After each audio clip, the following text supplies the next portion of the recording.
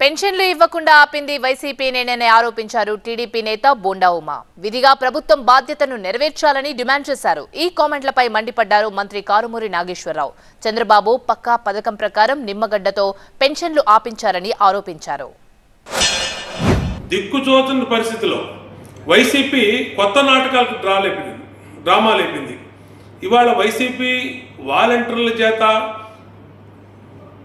పింఛన్దారులకి పింఛన్లు ఇవ్వకుండా చేసింది ప్రభుత్వంలో ఉన్న వైసీపీనే. ఎవరు చేశారు? ఎవరికి సంబంధం?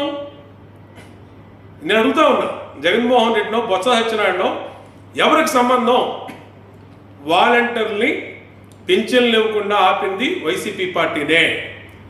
రేపు 1వ తారీఖు మీ బాధ్యత మీరు నిర్వర్తించండి.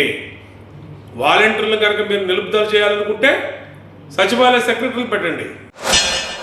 అవ్వాతాతలో నడవలేని పరిస్థితిలో, వేసారిపోయి ఆ ఎండల్లో తిరగలేని పరిస్థితిలో, వెళ్ళలేని పరిస్థితిలో ఉన్న వాళ్ళకి తెల్లవారుజామునే వాళ్ళ పెన్షన్ అందించే కార్యక్రమం చేస్తూ ఉంటే అది చేయకూడదని చెప్పి చంద్రబాబు నాయుడు కావాలని నిమ్మగడ్డ రమేష్ గారితో మరి అది ఆపించటం చాలా దుర్మార్గం, హేయమైన పని.